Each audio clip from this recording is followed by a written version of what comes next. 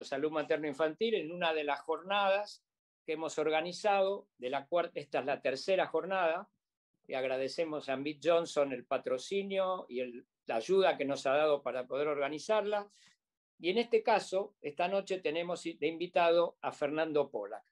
Fernando actualmente no necesita presentación. Durante todo este año ha sido una figura que ha iluminado, diría yo, el conocimiento de lo que ha ocurrido con el COVID a todos los argentinos en todos los niveles, a nivel profesional, en los medios, y siempre su intervención ha sido medida, precisa, cauta, humilde, y todos hemos aprendido de Fernando mucho. Claro, Fernando con Coco, con Néstor, lo conocemos desde que era estudiante, y tenemos con él una relación profesional muy cercana y de afecto personal muy grande. Aprendimos a conocernos y a respetarnos, y en todo este camino hemos hecho muchas cosas juntos. Hemos publicado trabajos, hemos hecho investigaciones, estamos haciendo investigaciones, y Fernando siempre ha sido una fuente inspiradora para todos. Pero lo que muchos no saben es que Fernando en sus comienzos hubo de ser neonatólogo.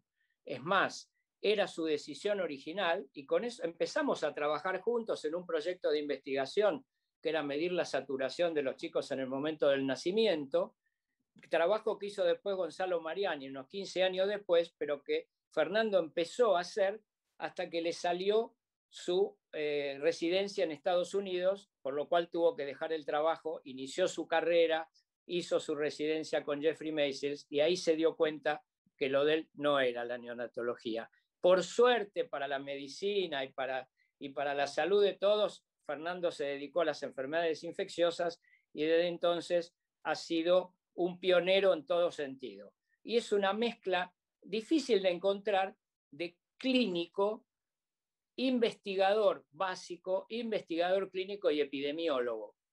Y todas las cosas las ha hecho con entusiasmo y con compromiso. Ha publicado varios trabajos sobre aspectos clínicos, todos conocemos su trabajo sobre sincicial, en los distintos hospitales de Argentina, de todos lados. Y en esta ocasión ha tenido el privilegio de liderar, ser uno de los principales investigadores del desarrollo de una de las vacunas más importantes, la de Pfizer, y de un trabajo de plasma preventivo que ha sido muy importante para la prevención o evitar que esta enfermedad progrese. De manera que para nosotros es un privilegio y un honor que Fernando nos acompañe esta noche. Después de la conferencia que vamos a ver ahora, iniciaremos un ciclo de preguntas y tenemos invitados especiales, y después Néstor les va a presentar. Pero yo en este momento dejaría paso a la presentación de Fernando Pollack, a la que le pedimos que reflexionara en no muy mucho tiempo qué aprendimos después de un año de COVID-19. Fernando, estamos con vos.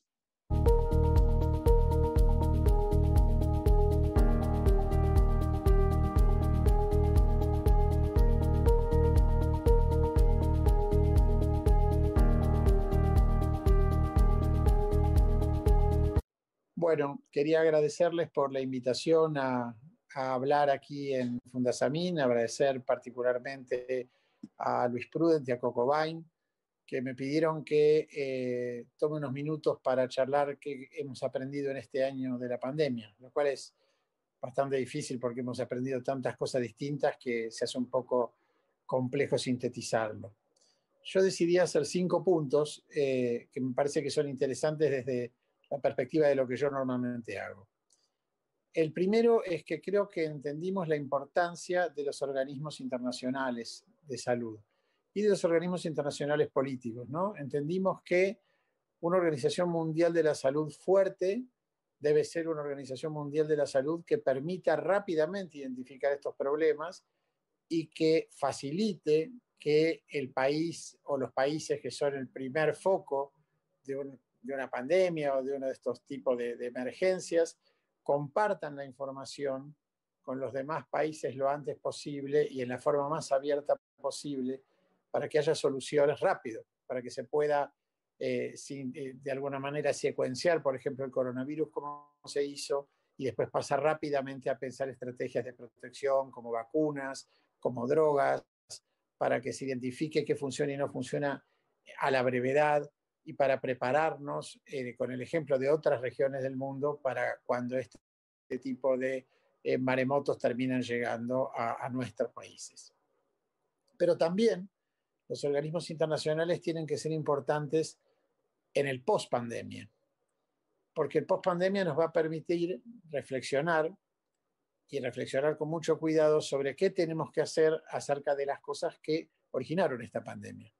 Si nosotros no tenemos organismos internacionales capaces de regular los mercados de animales salvajes, capaces de regular los lugares donde hay hacinamiento en la venta de pollos, de chanchos, de murciélagos, y establecer normas básicas de higiene que permitan que esos lugares no se vuelvan a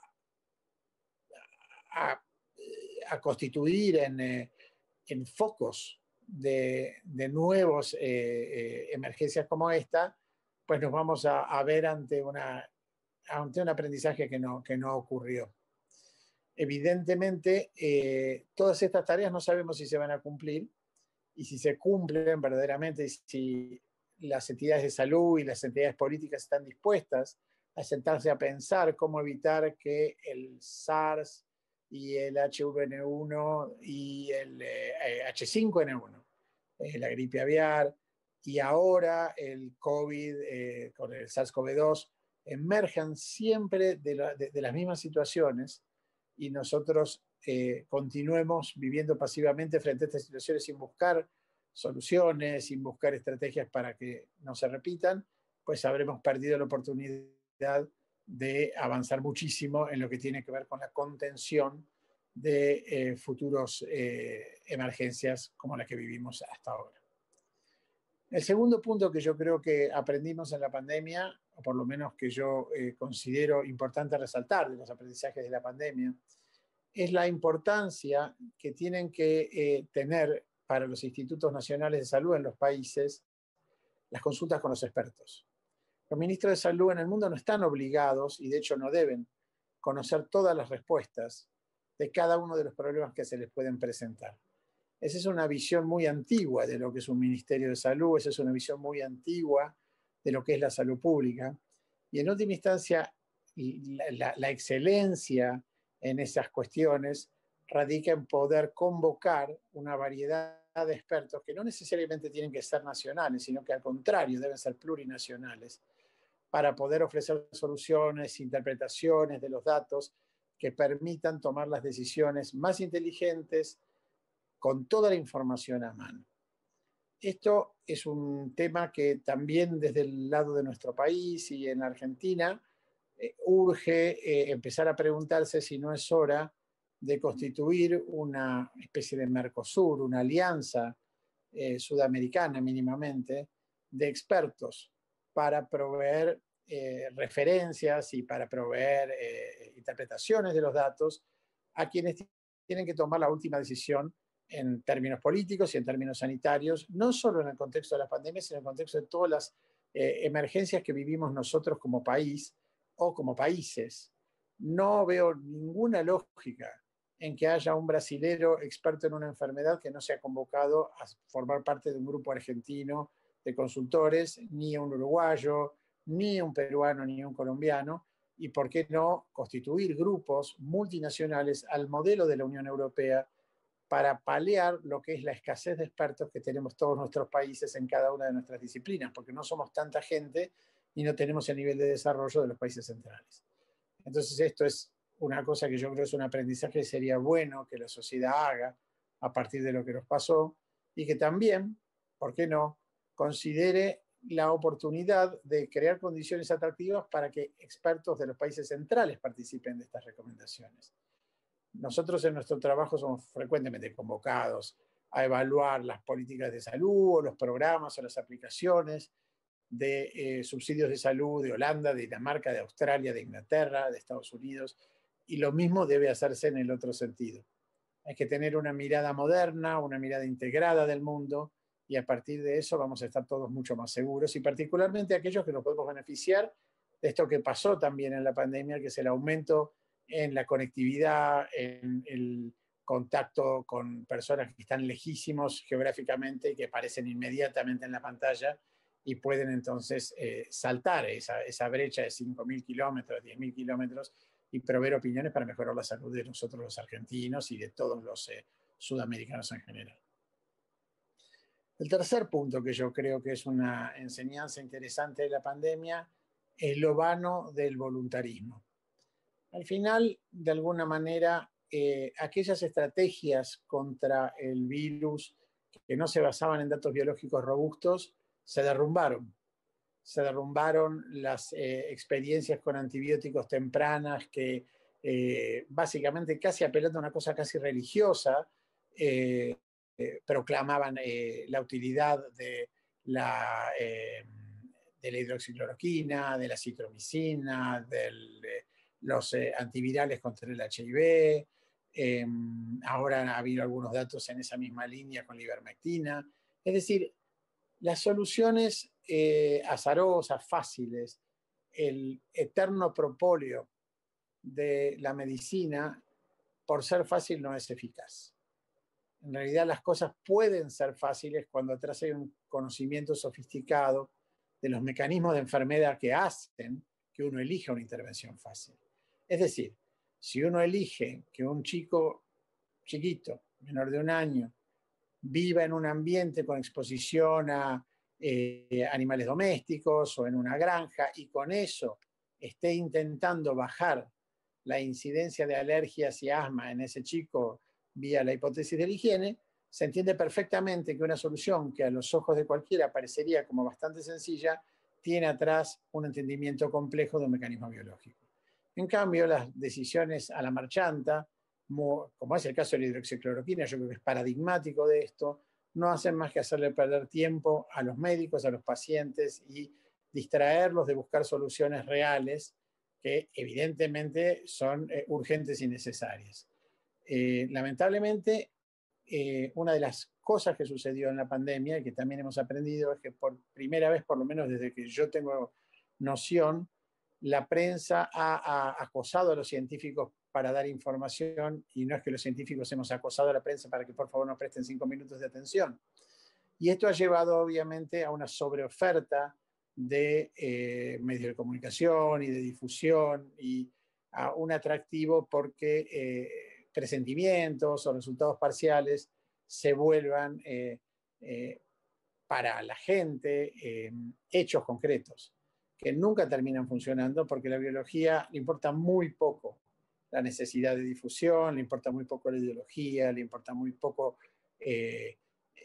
la política. A la biología las reglas son, afortunadamente quizás en el mundo de hoy, bastante inflexibles, de manera tal que no podemos imponer una lógica simplemente por deseo. La cuarta enseñanza que para mí deja la pandemia es la importancia de acelerar el testeo de medicamentos que pueden solucionar los problemas de un montón de gente en el mundo, que muchas veces se espera 10 a 20 años a que se solucione algo que se podría concretar como solución mucho más rápidamente. Normalmente, en los estudios de los fármacos o de las vacunas, la duración de los testeos es infinitamente mayor de lo que pasó en esta pandemia, pero paradójicamente en una vacuna contra un virus respiratorio, normalmente esos 5 o 6 años se condensan en la evaluación de la vacuna en 3.000, 4.500 personas, y ahora la gente cree que las vacunas de Pfizer o Moderna no están suficientemente evaluadas, o todas las otras, ¿no? AstraZeneca, Janssen, etcétera, pero se testearon en 45.000 personas. Es decir, que evidentemente uno puede tener una enorme cantidad de información con una evaluación más amplia, que el acelerar los tiempos y de alguna manera escalonar las evaluaciones de fase 1, fase 2 y fase 3, que ahora todo el mundo sabe qué quiere decir, puede hacer que personas con metabolopatías, que personas con desórdenes del conocimiento, que personas con cardiopatías, que personas con otras enfermedades que mueren esperando una solución que ya está descubierta y que lentamente avanza en una maraña de temas regulatorios, accedan a esas medicaciones más temprano. Y eso tiene que ver con un balance que va a tener que replantearse entre lo que es efectivamente la seguridad de los medicamentos, cosa que obviamente uno tiene que tomar muy en serio, que no es ninguna pavada, y la necesidad de tratamiento de un montón de gente de intervenciones distintas. En ese sentido, el segundo componente, hermano de este que yo estoy citando, es la accesibilidad a los tratamientos. Estamos viendo que muchos de los países más pobres tienen mucha dificultad en acceder a las soluciones, que en este caso son vacunas, a las que acceden más fácilmente los países centrales. Esto en parte es esperable, porque los países centrales son quienes producen las vacunas, quienes descubren las vacunas y quienes invierten en ciencia para generar luego las condiciones que permitan testear esas vacunas, quienes pagan los sueldos para que esos científicos se sienten a pensarlas y quienes ponen la plata para que se hagan los testeos. Entonces, sin ser ingenuos y pensar que toda esa realidad no existe, también hay un tema mucho más amplio que es la accesibilidad, no solo a las vacunas, que se hace muy patente para todos en este momento, sino también la accesibilidad a drogas en un montón de enfermedades en las cuales los precios son exorbitantes, en las drogas de diseño nuevas, las moléculas pequeñas, los monoclonales, y que estos temas se van a hacer más acuciantes en los próximos años cuando la medicina se vuelva mucho más individualizada y las intervenciones mucho más customizadas a cada una de las personas que las necesiten, y por lo tanto los costos siderales. Así que ahí tendremos que resolver cómo testear más rápido y cómo generar una ecuación que permita que esas drogas se desarrollen y a la vez que beneficien a la mayor cantidad de gente posible. Por último, creo que la reflexión que todo el mundo hace, pero que a mí me resulta muy interesante, es que la ciencia en serio es importante. Evidentemente, los conocimientos han hecho, por ejemplo, que en esta pandemia aparezcan las vacunas de ARN, que eran virtualmente inexistentes antes de la pandemia y que sin ninguna duda a hoy, 22 de marzo del 2021, son claramente las mejores vacunas que hay contra el coronavirus. No importa la marca, cualquiera de ellas tienen una eficacia y una seguridad realmente asombrosa, y la facilidad con que se pueden generar vacunas de ARN contra cualquier germen que aparezca en el futuro y potencialmente entonces generar protección a gran velocidad, cambia para siempre la situación de las pandemias en el mundo.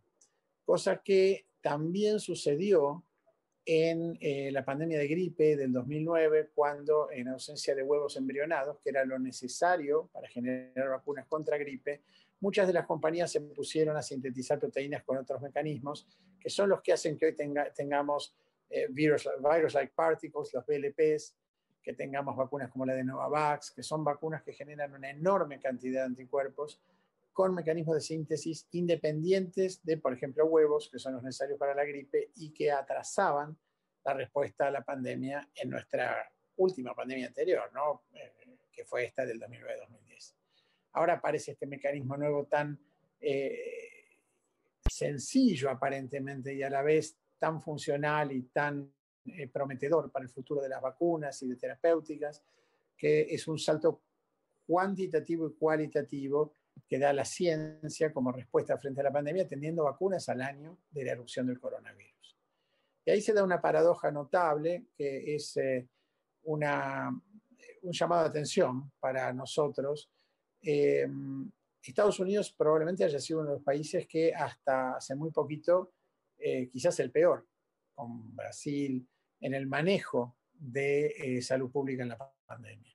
Una especie de Nerón, ¿no? Arrojándose al fuego, hablando de derechos individuales que hacen que uno pueda contagiar a otra persona, que no use barbijo, que no se cuide, que no se lave las manos, que se niegue a vacunarse, etcétera, etcétera, etcétera.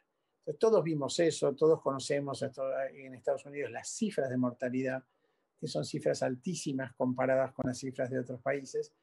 Paradójicamente, a la vez, las mejores vacunas de esta pandemia vienen de Estados Unidos. Pfizer tiene la vacuna de ARN con 95% de eficacia. Moderna tiene su vacuna con la misma eficacia. El Instituto Nacional de Salud de Estados Unidos tiene una tercera vacuna con la misma eficacia.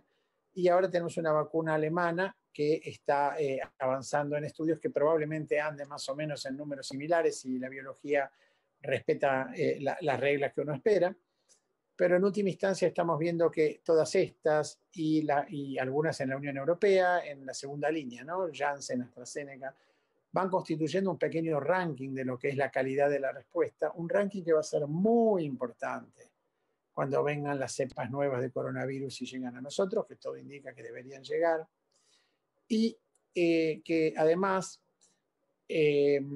nos muestran que la inversión en ciencia a lo largo de décadas, la inversión sostenida con objetivo, la inversión realmente eficaz, la inversión no declamatoria, el pensamiento pragmático de en qué se va a hacer investigación y verdaderamente la posibilidad también de tener las condiciones para que todas estas compañías hayan llegado a desarrollar lo que han desarrollado y que es lo que en última instancia va a ser la diferencia entre la vida y la muerte para muchísima gente, incluida gente que nosotros queremos.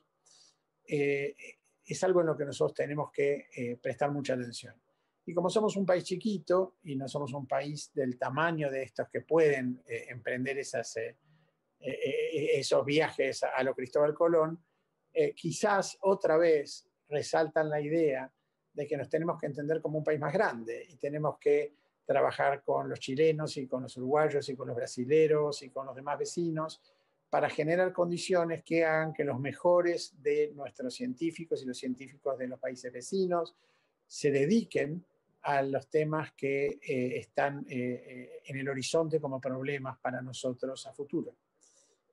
Así que bueno, ahí hay una lección que nos muestra Estados Unidos y que nos muestra la Unión Europea, que hizo precisamente esto que yo digo. Bueno, creo que con esto por lo menos tenemos temas para charlar, así que les agradezco mucho la invitación y espero preguntas. Gracias.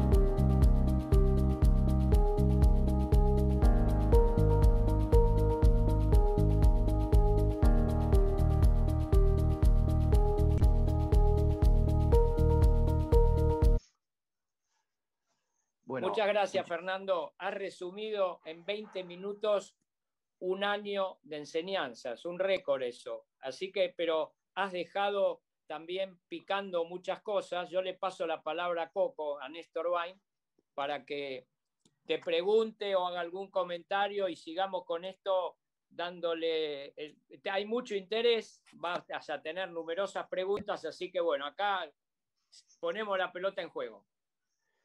Bueno, muchísimas gracias. Yo también te agradezco, Fer, y la verdad que creo que es fantástico verte dar las charlas sobre este tipo de temas desacartonadas, sin slides, sino contándolo desde el principio. Así que ahora te voy a pedir que cuentes otra cosa relacionada con esto, pero ya que habló Luis de dejar picando, dejaste picando que mencionaste como las buenas vacunas, una serie de vacunas, pero no mencionaste a la Sputnik, que es la que recibimos la mayoría de los médicos que estamos acá escuchando, así que por ahí después sería bueno que hagas algún comentario sobre eso, porque si no nos vas a dejar a todos demasiado preocupados. Y otra cosa que tiraste y que no tenía pensado, pero que para después puede ser es, hablaste de las inversiones privadas, etcétera, para hacer esto que justifica las patentes y cierto dominio, pero no de las inversiones públicas y de grandes donaciones, que fueron una buena parte, creo yo, del costo de las investigaciones que justificarían que se liberalice un poco más la llegada a los países más pobres. Así que eso te lo dejo también picando. Pero lo que yo quería pedirte, y está basado en que, al igual que esta charla que acabas de dar, y vuelvo a insistir, desacartonada y contando tu vivencia de lo que pasó en este año, que fue muchísimo más intensa e imposible que la sintetices porque te mataron en 8.000 millones de reuniones, ahora te matamos nosotros. Yo quería que hagas un relato, y soy egoísta, lo escuché y lo quiero volver a escuchar aunque sea más sintético, de cómo se te ocurrió el estudio del plasma preventivo en la población de altísimo riesgo, de más de 75, creo recordar, o otras edades con muchos factores de riesgo. ¿Cómo se te ocurrió? ¿Cómo lograste empezarlo? ¿Cómo lograste desarrollarlo? ¿Quiénes te ayudaron? Porque para mí fue muy conmovedor. Vos relataste muy bien ese esfuerzo y me gustaría que, aunque sea sintéticamente, lo vuelvas a hacer. Así que es un flor de desafío porque nos conmoviste a todos los que te escuchamos en ese momento. Bueno, gracias, Coco. La verdad es que yo probablemente en esa época también estaba mucho más intensamente comprometido con el estudio que cuando termina, ¿no? De tratar de... El estudio nació de una idea que es central a la prevención de las enfermedades virales y que es que para frenar una enfermedad viral hay muy poco tiempo. Eso es, el concepto central de la enfermedad viral y del plasma es que el plasma es como el seguro médico. Si uno se aplica plasma, es como ir a sacar ojos de Swiss Medical, hay que sacarlos antes de enfermarse. Uno no puede estar gravemente enfermo, ir a buscar el plasma, ni el suero equino, ni los antivirales, ni nada, porque no funcionan. Y no funcionan porque uno nunca tiene en cuenta el periodo de incubación de las enfermedades.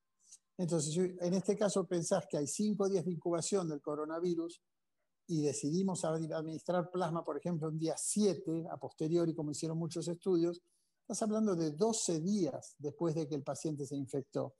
Ir a tratar de prevenir la circulación de un virus 12 días más tarde, cuando el virus ya está dentro de las células, ya activó mecanismos de apoptosis, de inflamación, un montón de movilización de citoquinas, un montón de daño, es tarde.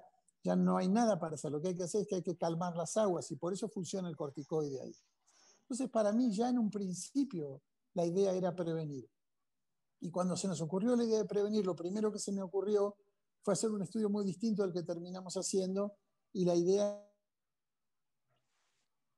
era agarrar a las personas jóvenes, tipos de 20, 30, 40 años que se infectaran, que fueran convivientes de personas mayores de 65 años, y ahí tomar la casa como un ecosistema y darle plasma o placebo, randomizar a plasma o placebo a todos los convivientes mayores de 65 años de la casa.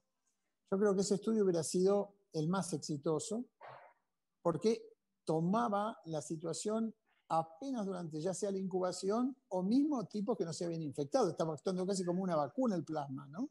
Pero estabas dando anticuerpos contra el coronavirus a personas que todavía no tenían ninguna manifestación de enfermedad.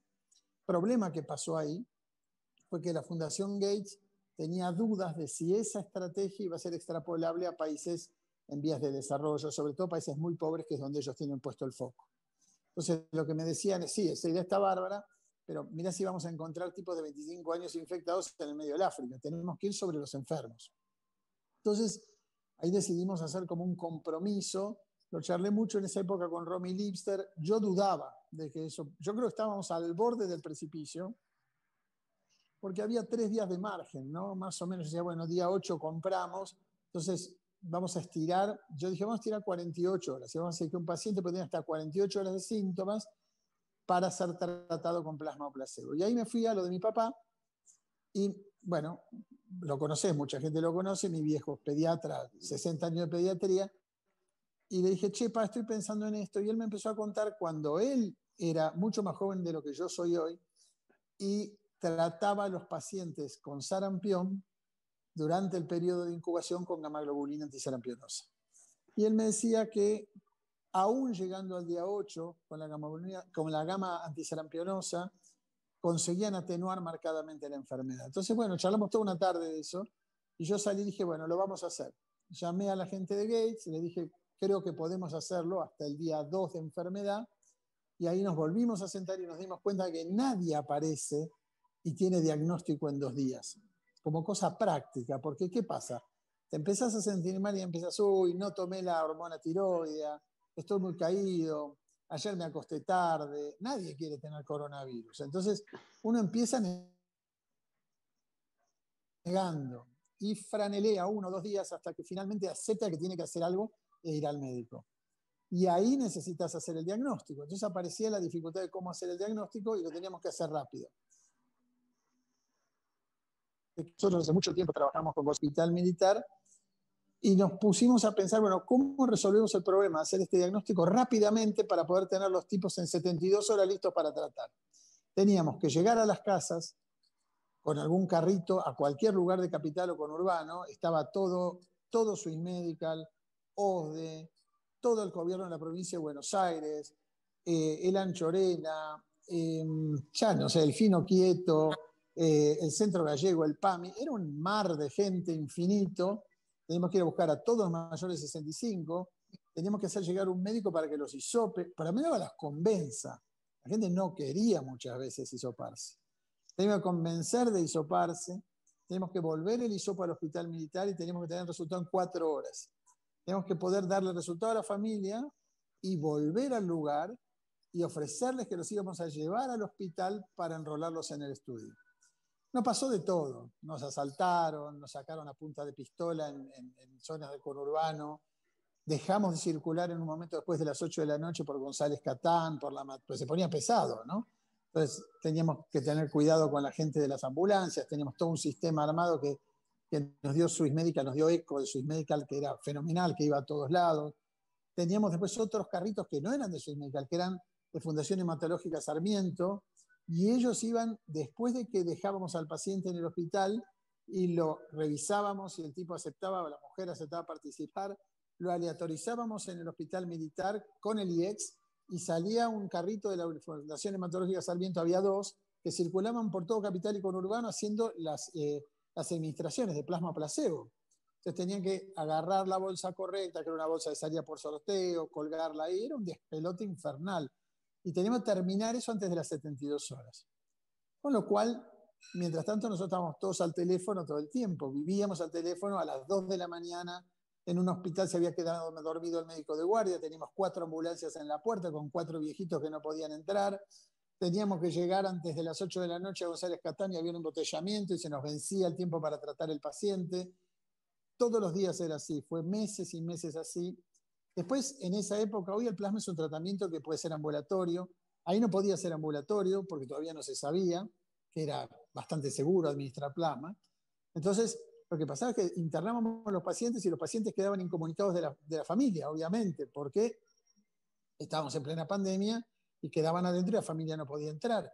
Nos empezaban a llamar las familias, armamos un equipo de psicólogos para darle sostén a las familias. Y después estaba todo el tema de el soporte médico, las decisiones en muchos hospitales donde no había experiencia anterior en investigación clínica de básicamente determinar si el paciente había cumplido o no con el outcome, ¿no? Si había tenido una enfermedad severa. Eso mucho era de resorte de Diego Wagner y el equipo de él. Tenían todo el tiempo, eran 12, 13, ya ni me acuerdo, hospitales circulando simultáneamente y conversaciones con cada uno de los médicos de los lugares y 3 minutos de saturómetro y viste si desaturó o no desaturó, y después un equipo de gente que circulaba por los hospitales revisando las historias clínicas de los episodios para tratar de finalmente dar, acá hay un ruido, no sé si llega, espero que no, para tratar de dar respuesta a si efectivamente había sucedido o no había sucedido lo que nosotros creíamos que había sucedido, que es que el paciente se había enfermado. Porque había pacientes que se enferman 24 horas y a las 24 horas ya no tienen requerimiento de oxígeno y están bien. Y hay otros que obviamente se deterioran. Bueno, fue toda una especie de odisea con un equipo de entrada de datos andando en simultáneo, montado por el IEX, con un equipo nuestro que circulaba por todos lados, que fue la base del equipo nuestro que en última instancia hizo Pfizer. Porque hacer Pfizer, que fue muy difícil, quizás lo más difícil que yo hice en mi vida, no hubiera sido posible jamás si nosotros no hubiéramos hecho plasma. ¿Cuáles son las conclusiones que dejó plasma para mí? Bueno, desde el punto de vista general, y yo creo que tiene que ver con lo que hablábamos en la presentación anterior mía, que cuando vos conjugás un montón de expertos de distintas áreas, podés hacer cosas asombrosas, ¿no? Nosotros teníamos médicos clínicos de primerísimo nivel en el comité, digamos, en el board de seguimiento. Teníamos a Freue, a Evia, teníamos gente de la Organización Mundial de la Salud, teníamos a gente como, no sé, Jorge Lantos en Los Arcos, teníamos a los médicos, me voy a mover porque hay mucho ruido acá, teníamos a los médicos de de cada uno de los hospitales que aportaron montones, pero después teníamos la gente que hace transporte de medicina de ECO, de Swiss Medical, y a la par de eso teníamos a la gente de los centros hematológicos de Fundación Sarmiento, pero a la gente del Hospital Militar de hematología del Banco de Sangre, dando soporte a todo lo que hacíamos. O sea que se volvía una conjunción mucho más grande que nosotros, a los ministerios de salud de Provincia de Buenos Aires, trabajando en facilitarnos las cosas en todo lo que era la provincia, a la Secretaría de Salud de la ciudad, a qué sé yo, no sé, seguro me olvido porque hace tiempo, parece mentira, hace meses, pero parece que era 100 años. Y después la inmensa angustia de las lecturas del comité de datos, ¿no? Viste cuando te sentás con el comité del DSMB, ¿no? El board de seguridad, y ya teníamos las reuniones y yo tenía que escuchar de ellos si el estudio seguía o si no iba a ningún lado, o sea, si era inútil todo lo que estábamos haciendo, y si seguía, si por ahí había cumplido tal nivel de efectividad, de eficacia, que no valía la pena continuar. Nunca llegamos ahí. Nosotros estamos todo el tiempo tratando de llegar con la ilusión de que íbamos a mostrar que era tan bueno que no hacía falta continuar. La verdad que porque no dábamos más. Era un estudio que nos tenía a las 4 de la mañana los sábados en vela, o sea, los domingos a las 4 de la mañana, conversando de cómo resolver un paciente que estaba trabado en la autopista al oeste, era todo así. Y después también teníamos estábamos convencidos que iba bien y teníamos un poco como una pista de que iba bien porque le veíamos la cara al borde de seguridad, pero no sabíamos cuán bien iba, que es una de las cosas más raras que te pueden pasar. Sos dueño de tu propio estudio y no conoces ningún dato, que es lo que garantiza que el estudio sea en serio. Y navegando todas estas barbaridades de que de repente la pandemia se ponía severa y había que ir a buscar a los pacientes y las ambulancias estaban buscando pacientes graves en conurbano, no podíamos, entonces teníamos que buscar métodos alternativos de transporte, se enfermaban los médicos y en un hospital nos quedó un solo médico que estaba atendiendo a todo el piso, entonces no se podía dedicar al estudio, entonces teníamos que suspender los accesos a ese hospital. Después, un tiempito después que pasaba eso, resultaba que los médicos volvían, pero estaban tapadas las salas por pacientes de terapia intensiva, se habían convertido todas las salas comunes en terapia intensiva. Después se agotaban los pacientes y nos fuimos a los geriátricos y teníamos que convencer a los dueños de los geriátricos que les testeábamos gratis a toda la población para poder encontrar candidatos para el estudio. En los geriátricos hablábamos con los familiares, convencer a los familiares de que era importante que la gente participe. Es decir, nada, una especie de tour de force que se hace una vez en la vida y no se repite nunca más. El plasma es un seguro de vida. El plasma hay que usarlo temprano y hay que usar un plasma, o sea, no sirve después. Y hay que usar, el plasma es nada, el plasma es agua, lo que tiene que tener es la cantidad de anticuerpos apropiada para proteger. Y lamentablemente eso requiere trabajo. Es decir, que haya la suficiente cantidad de anticuerpos en plasma, quiere decir que las entidades que lo implementan tienen que medir los plasmas sistemáticamente, tienen que elegir los plasmas de altos niveles de anticuerpos, porque si no, uno lo que le está dando al paciente es placebo. Entonces, esos son las dos pilares que yo siempre le digo a cualquiera que me llame. Temprano y con altos niveles de anticuerpos. Y en ese contexto el plasma funciona y funciona muy bien. Bueno, muchísimas gracias, Fernando. Excelente, has cumplido con mi pedido holgadamente y veo que te volvió el entusiasmo a pesar de que pasó el tiempo. Yo quiero presentar un panel de lujo, no le voy a hacer publicidad a cada uno de los que presento porque muchos son conocidos de todos ustedes, pero van a ser nuestro panel reactivo el doctor Eduardo Weinstein, que es médico pediatra del Hospital Gutiérrez, y que fue convocado para participar en mucho vinculado con COVID, relacionado con su experiencia con Kawasaki para los chicos más graves, con el ahora famoso síndrome MISC. Y también va a participar Liliana Vázquez, médica infectóloga pediátrica con mucha experiencia en infectología perinatal y que tuvo un rol preponderante en motivar a la gente para replantearse algunos aspectos del cuidado, particularmente de los recién nacidos de madres con COVID.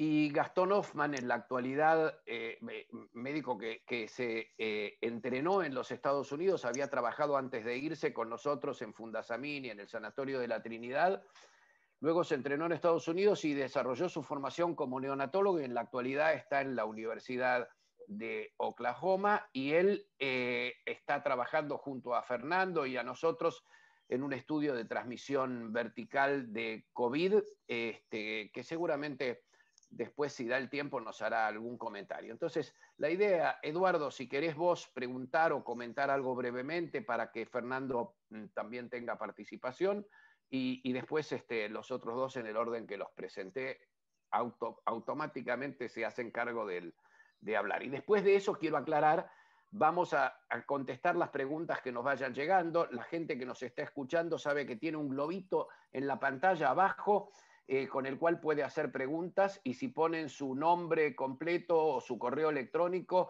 les vamos a contestar las preguntas que lleguemos oralmente, pero las que no se podrán contestar después por correo electrónico. Eduardo. Gracias, doctor Bain, Coco.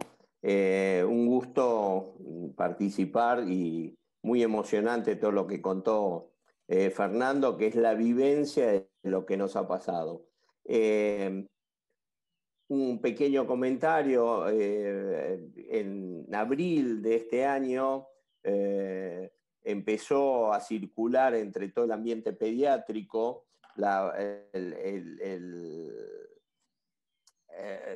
se veían casos en Italia y que no se habían visto en Oriente, en las publicaciones chinas o coreanas, sobre un síndrome inflamatorio multisistémico muy parecido a la enfermedad de Kawasaki. Y como con el Hospital Garrahan y el Hospital Gutiérrez teníamos una experiencia de muchos años de seguimiento de pacientes, más de 600 pacientes seguidos a 35 años, empezamos a conectarnos con gente de Europa y Estados Unidos sobre estos temas. Y pusimos una alerta y nos dimos cuenta de que las pequeñas anécdotas y tratamiento de pacientes no servían y había que juntar casos, y esto en todo el mundo se hablaba de lo mismo. Juntemos los casos porque son pocos chicos. El estudio de Verdoni en Italia eran 8 pacientes, otros 20 pacientes, 30 pacientes, no pasaba de una anécdota.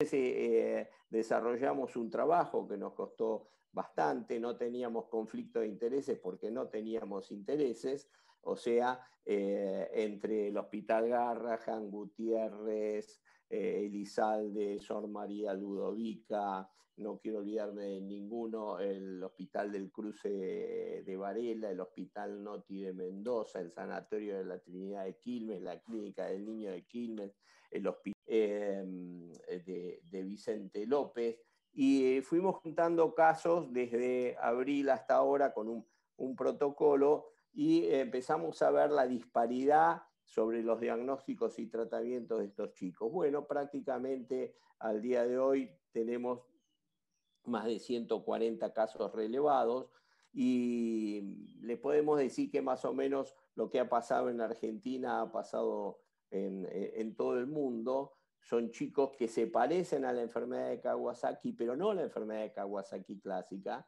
sino el pequeño subgrupo de pacientes que se llama síndrome de shock por Kawasaki, que son chicos que empiezan con algunos síntomas que todos los pediatras conocen, la inyección conjuntival, el exantema, los cambios en las manos, en la boca, cuadros febriles severos, las adenopatías. Pero estos chicos tienen menos síntomas, son chicos un poco más grandes, la media de edad para estos 140 pacientes ha estado en 6 años, en otros países han sido chicos un poco más grandes, y tienen poca enfermedad respiratoria, pero tienen un gran compromiso digestivo y cardiovascular, con hipotensión, y la mitad de ellos han ido a terapia intensiva, y de esta mitad, la mitad estuvo en asistencia respiratoria mecánica y tuvieron muy buena evolución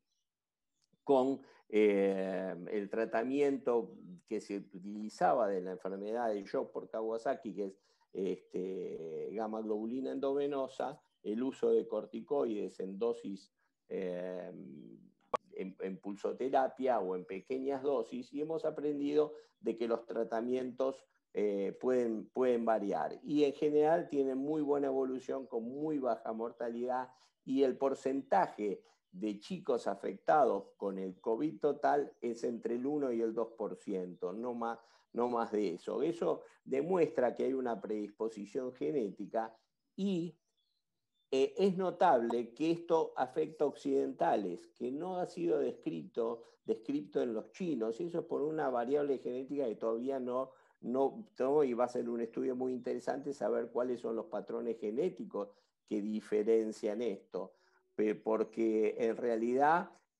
se ha visto más en los occidentales y algunos coreanos.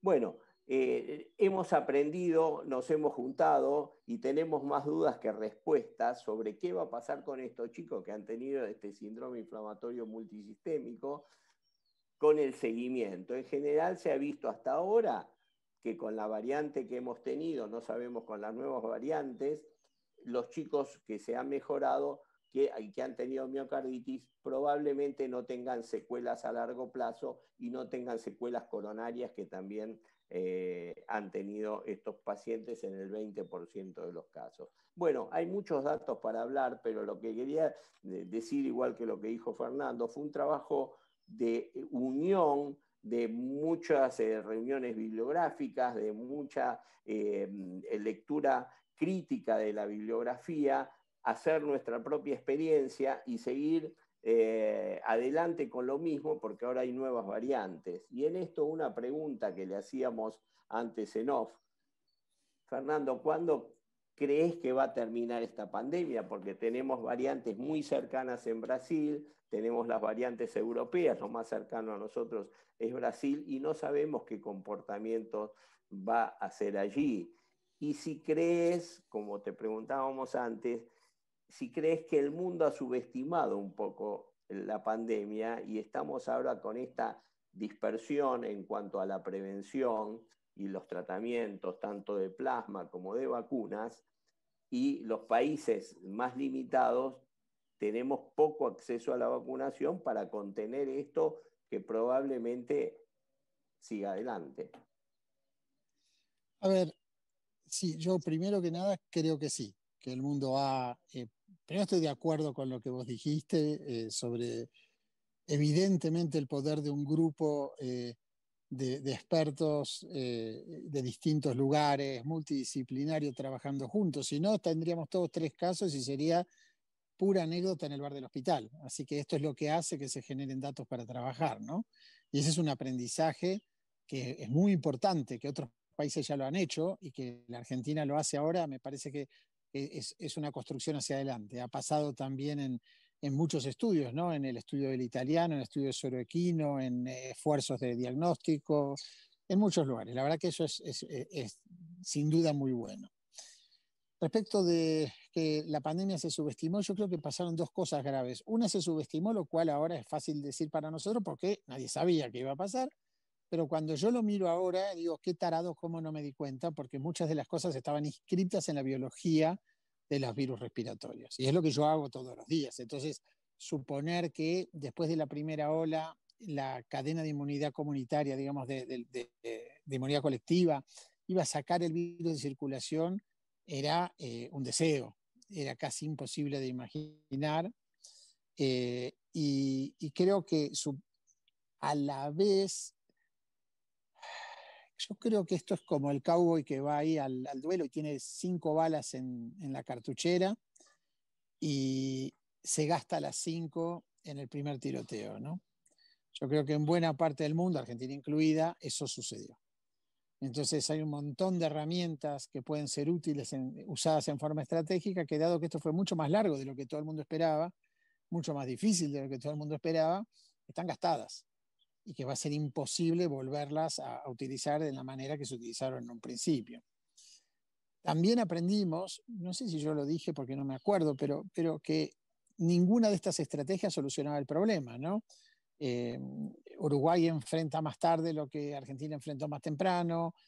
Alemania tuvo graves problemas en la segunda ola que Estados Unidos tuvo cuando, digamos, se inició con este problema. Hay maneras de pasarla mejor y pasarla peor. Hay valor en en preparar el sistema sanitario, y hay valor en tener un plan estratégico claro para saber qué hace uno en todo momento y saber qué está midiendo, que es probablemente la mayor deuda, ¿no? de la mayoría de los países. Ahora, ¿cuándo va a terminar? Para mí va a terminar, bueno, ahí hay una incógnita, ¿no? Vamos a empezar por ahí. La incógnita es si el virus va a dar otro corcoveo o no. ¿Cuánto más puede el virus cambiar? Porque, a ver, la idea de las mutaciones del virus es una idea interesante, es una idea que evidentemente ocurre, pero el virus no puede mutar infinitamente y no puede continuar mutando en una especie de ciclo loco en el que siempre mute y nosotros vivamos sometidos por el coronavirus por el resto de nuestros días. Porque el virus lo que muta es las áreas donde los anticuerpos lo inhiben.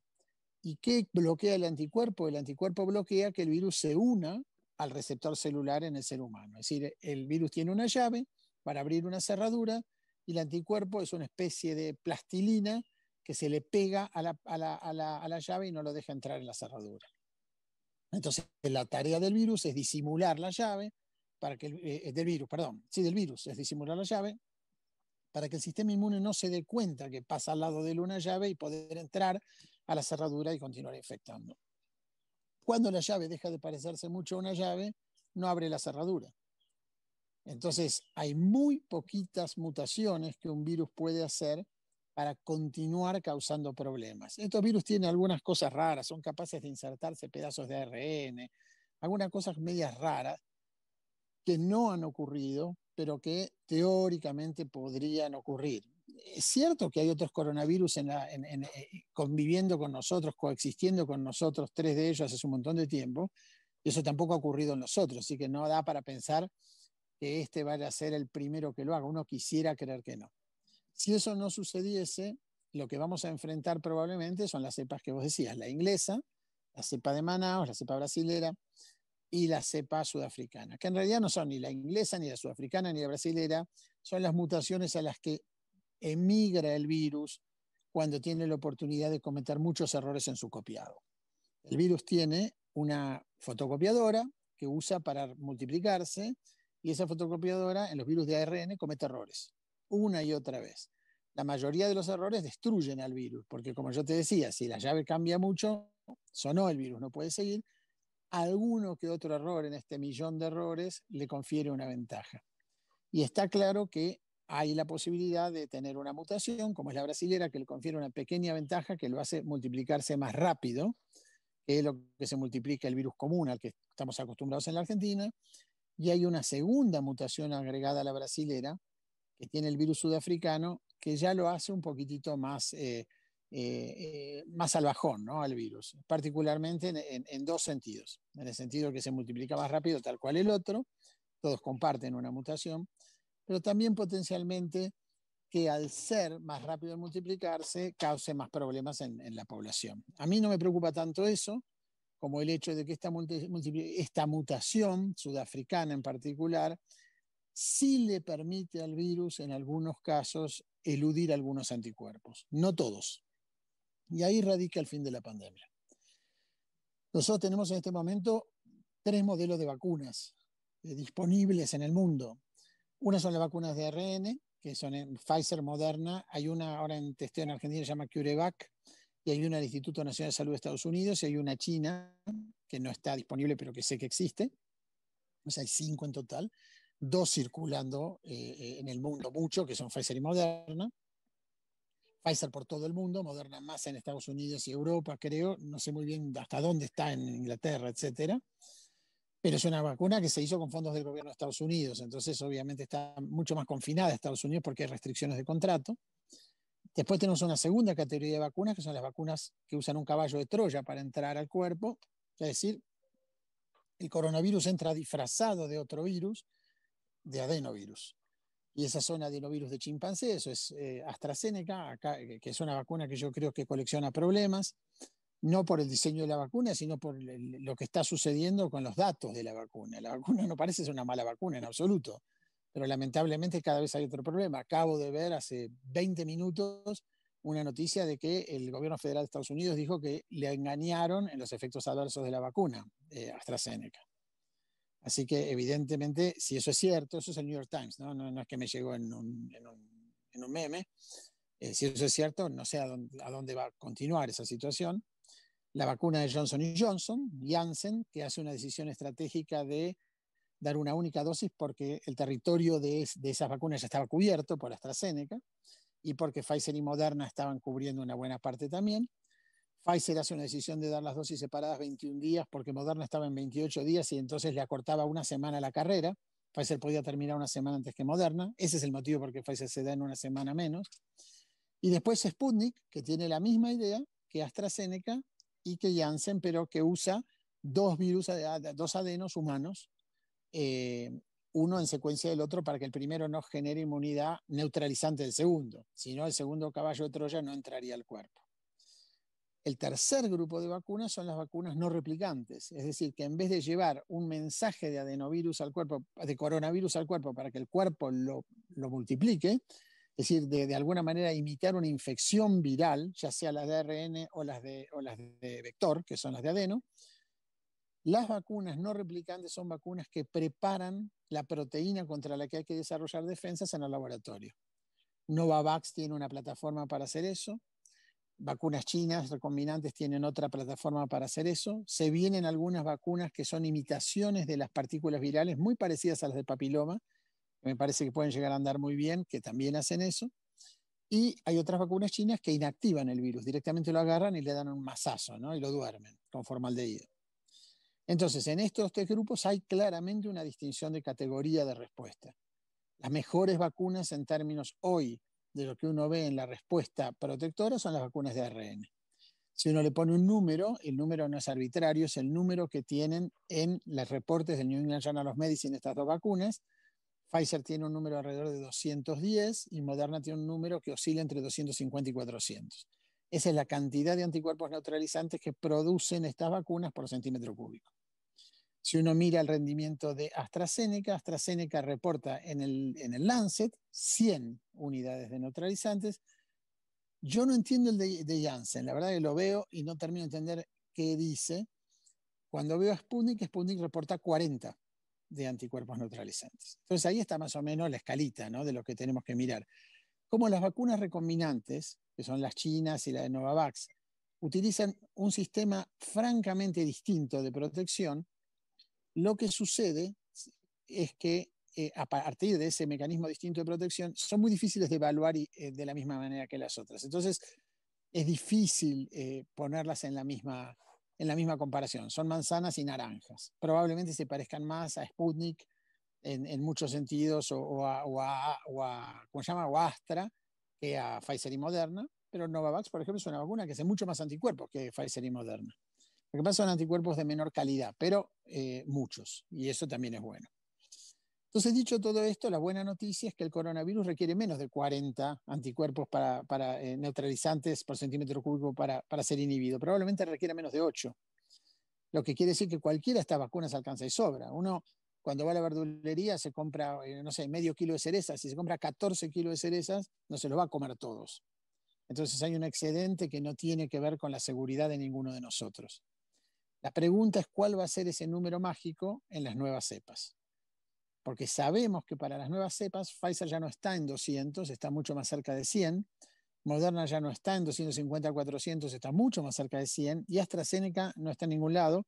Salió esta semana en el New England Journal of Medicine un reporte que muestra que AstraZeneca, para la enfermedad moderada y leve, no sirve contra la cepa sudafricana.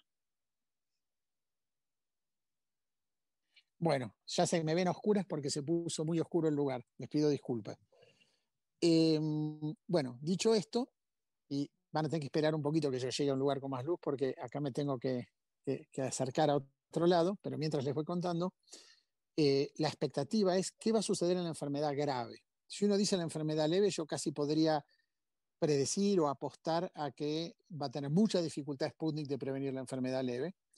Pero eso no quiere decir que no prevenga la enfermedad grave, que es lo único que nos importa, porque a nadie le importa no resfriarse. Lo que nos importa es no tener neumonía. Y eso es muy probable que siga sucediendo, y si es así, me voy a colocar aquí, si es así, la enfermedad va a durar mucho menos tiempo.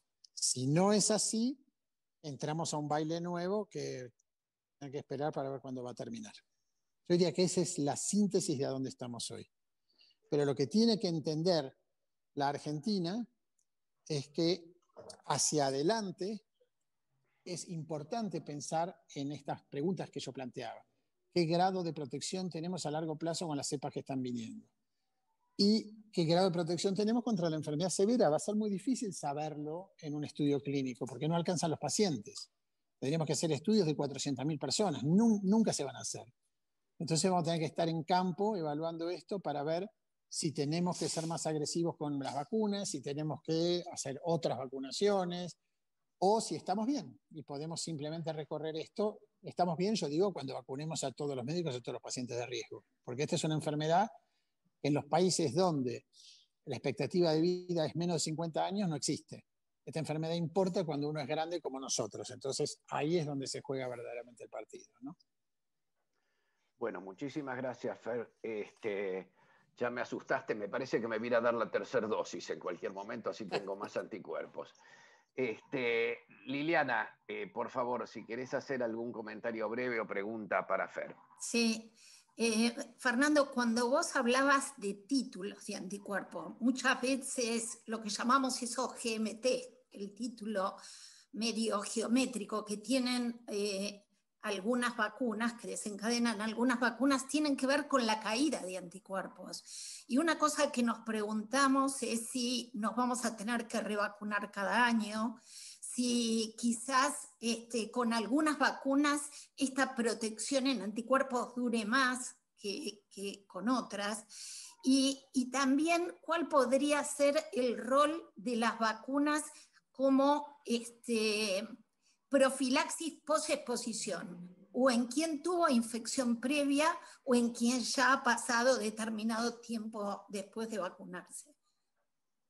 Bueno, pregunta de expertos esa, Liliana. Vamos a ver, voy a tratar de tomarla de a poco. Evidentemente hay un montón ahí adentro.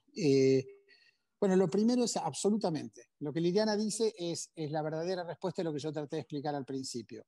Las vacunas de vector y las vacunas de ARN generan una respuesta de anticuerpos muy diferente. ¿Y qué estoy diciendo con eso? Estoy diciendo Pfizer, Moderna, Astra, Janssen y Sputnik. Generan una respuesta mucho más natural en el cuerpo que las vacunas chinas, porque son vacunas que le hacen creer al cuerpo que se infectó con coronavirus. Entonces el cuerpo monta una respuesta análoga a la que montaría en el contexto de una infección. Eso quiere decir dos cosas. Por un lado, monta una inmunidad celular contra el virus, es decir, linfocitos T citotóxicos y toda la variedad de CD8, básicamente, pues CD4 lo monta siempre, pero un perfil distinto también de linfocitos T helper, porque lo que el cuerpo está haciendo es diciendo vamos a escanear las células y vamos a encontrar aquellas que estén infectadas por este agente que se nos metió adentro y lo vamos a liquidar. Eso es una parte. La segunda parte es que el cuerpo sabe que tiene un rival vivo que anda dando vueltas por adentro, que puede mutar, que el virus es un tonto, pero parece inteligente. Entonces, lo que hace es permanentemente refinar su respuesta de anticuerpos. La va mejorando constantemente.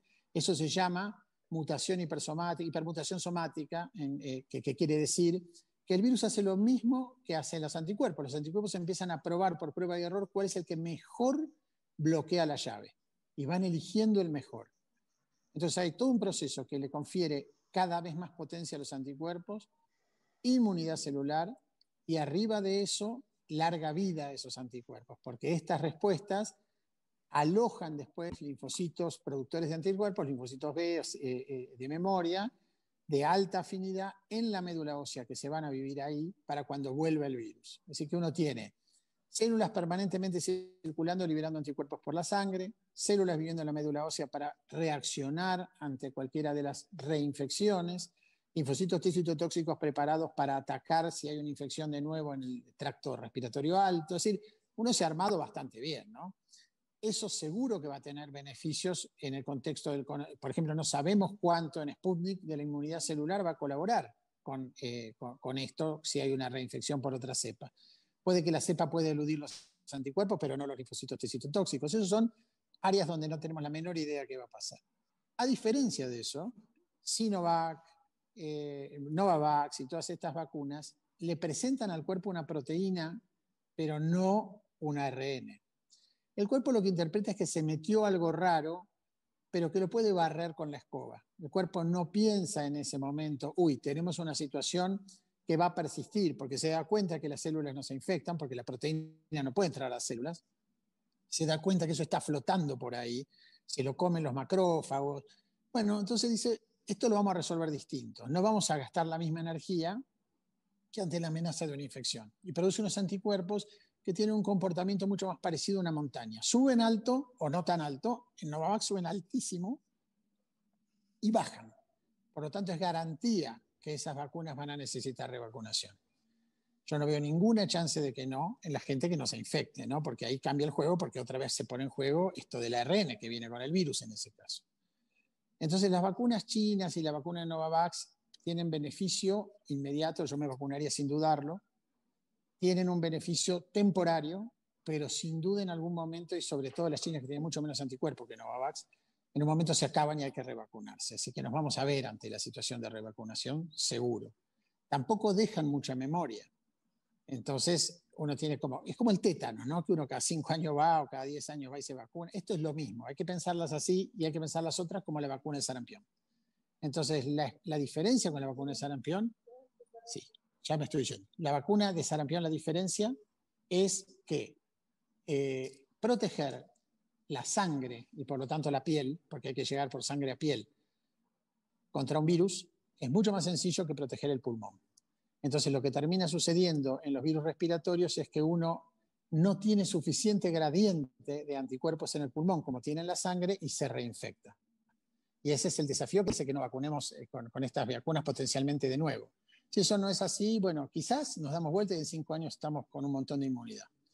Lo último que quería comentar de lo que me decías es que cuando uno tuvo coronavirus, sorprendentemente, hay un trabajo de Mount Sinai que está en el New England esta semana. Hay 4 dando vueltas que yo por lo menos conozco, que de prepublicación. Venía hace un tiempito y di vuelta con los revisores y qué sé yo, que muestran que la persona que tuvo coronavirus sintomático y es vacunado con una dosis de Pfizer o Moderna, tiene 10 veces más anticuerpos que el tipo que va y se vacuna con 2 dosis. Es muy probable que las demás vacunas tengan algo más o menos análogo. Así que si uno se infectó y después se vacunó, está en mucho mejor posición y esas personas yo creo que tienen tiro para mucho tiempo con sus defensas. Bueno, hay un estudio muy parecido a este hecho con ARN mensajero en la provincia de Buenos Aires con pacientes que recibieron Sputnik.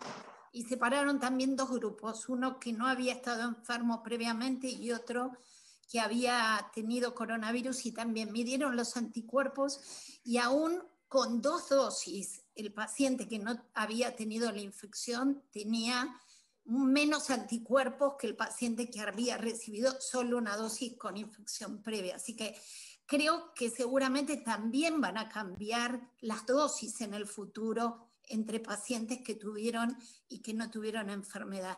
Pero yo digo, finalmente, después de toda esta conversación con datos súper interesantes, decirle a la gente que estamos hablando de prevención de enfermedad en general, más efectivo o menos efectivo, pero quiero rescatar esto que decías, que para enfermedad grave y hospitalización, todas estas vacunas fueron muy efectivas y que es cierto que si no evitan la enfermedad va a seguir circulando el virus y por ahí va a tener nuevos linajes, nuevos cambios y la carga de enfermedad puede variar.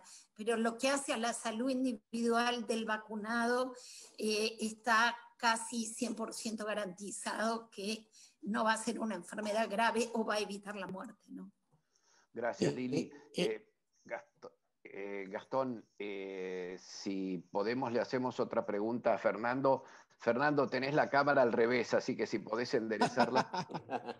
Ahí está. No, porque la gente que está escuchando se iba a poner medio acostada y por ahí no es bueno. Gastón, si podés hacerle una pregunta y yo quiero que tratemos de darle la oportunidad al público en general. María Elena Serra y Ramón Larcade están juntando las preguntas del público, así que Gastón, adelante. Dale. Gracias, doctor Obain y doctor Pruden, por invitarme. Fernando, muchas gracias por la charla.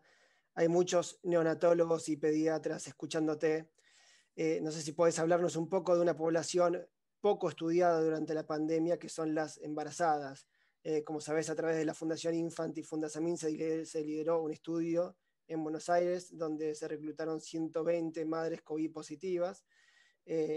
Y quería saber qué se puede aprender de este tipo de estudios y qué tipo de información es fundamental para la implementación de la vacunación en esta población. Bueno, van a tener que tenerme un poquito... ¿Me escuchan bien? Sí. No me ven, yo sé que no me ven, pero no me ven porque yo estoy en Salta y estoy moviéndome para poder continuar con la charla en un lugar donde ustedes me vean. Pero esto tiene un punto central, que es la diferencia que hay entre la gripe, y ahí estoy, entre la gripe y el coronavirus. La gripe básicamente es un problema gravísimo para la embarazada. Y por lo tanto las vacunas de la gripe empezaron pensadas para proteger a la embarazada, no para proteger al bebé. Y terminaron protegiendo a la embarazada y al bebé. En el coronavirus estamos ante una situación un poco distinta, en donde las vacunas, bueno, olvidemos las vacunas, el virus es un problema mayor para las personas mayores, es un problema para las embarazadas, pero en ciertos contextos. Ahora voy a hablar de una cosa que vi hoy que me llamó mucho la atención, pero no es un problema ni siquiera remotamente similar al que era la gripe pandémica. Y obviamente, afortunadamente para los chicos es mucho menos problema que la gripe. Y ni hablar que el sincicial respiratorio, que comparado con estos virus es enormemente más grave para los chicos. Si uno mira lo que hace el corona en los pacientes pediátricos, realmente lo más importante que yo encuentro como enfermedad, como patología, es lo que hablaba anteriormente Eduardo. Yo creo que ese es el corazón de la enfermedad pediátrica en coronavirus. Y realmente yo sé poco de lo que pasa con los neonatos, porque este año me he transformado en médico de adultos, es una locura. Me la he pasado en todos pacientes de 70 para arriba. Así que no podría ni siquiera empezar a contestar.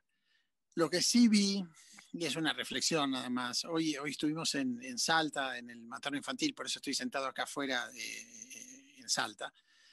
Y este año ha impactado muchísimo en lo que es los cuidados perinatológicos, ¿no? En el cuidado del embarazo, en la concurrencia en los hospitales públicos de la gente a los controles. Y acá ha habido un número inusitado de muertes que se asocian mezcla con el coronavirus y con las pacientes con hipertensión, con diabetes gestacional, con preeclampsia, con problemas de control del embarazo, particularmente que después, arriba de eso, tuvieron una infección por el virus. Entonces, quizás, la verdad que es la primera vez que yo lo veo tan claro, ¿no? Cómo se ha puesto encima de esto todos los problemas crónicos de enfermedad con los que nosotros estamos acostumbrados a lidiar, con el paciente viniendo a la consulta en forma repetitiva, y que este año no apareció nadie, y entonces estamos enfrentados a que todos esos casos se han agudizado, han avanzado más allá muchas veces de nuestras posibilidades de control, y son una de las amenazas grandes para mí que tenemos en ese sentido. Pero yo creo que vos podés contar mucho mejor la experiencia de embarazadas y recién nacidos que lo que la puedo contar yo, porque la verdad que no estuve en eso prácticamente nada. Bueno, le dejamos después la oportunidad a Gastón y creo que va a ser interesante cuando se puedan obtener todos los datos de lo que hemos estado trabajando y que ustedes particularmente van a tener esa información y poder volcarla, pero coincido y creo que es una visión de todos los neonatólogos que hemos visto muchísima patología por la falta de controles del embarazo vinculadas con el aislamiento, etcétera, así que creo que tenés razón en tu observación y seguramente muy aguda en el hospital donde estuviste hoy. Eli, ¿querés vos o Ramón leer alguna de las preguntas que llegaron del público? Bueno, muy buenas tardes. Bueno, Fernando, vos en tu charla hablabas respecto de las reglas casi inflexibles que tenían, las reglas biológicas que tenían los virus, Y acá hay una pregunta, digamos, que tiene que ver un poco con una de esas reglas que por ahí no se cumplió, que es que en general los virus respiratorios suelen tener a los chicos chiquitos como uno de sus grupos preferidos de riesgo, y en este caso es diferente. Entonces, con la evidencia que hay hasta el momento, ¿cuál pensás, o si se sabe tal vez, cuál es la explicación para eso? Y si hay otras infecciones virales respiratorias que se comporten de este mismo modo, que es un poco desconcertante para los pediatras. Sí, la pregunta es bárbara. Yo puedo especular, no puedo decir que sé, porque la verdad que nadie sabe, pero puedo especular y decir que hay dos tipos de virus respiratorios, básicamente. Los virus respiratorios que cuando uno busca la incidencia de neumonía en pediatría, saltan claramente como diferentes en las personas que tienen enfermedad de aquellas que no tienen enfermedad. Esos son el sincicial respiratorio, el metaneumovirus humano, los parainfluenzas y la gripe.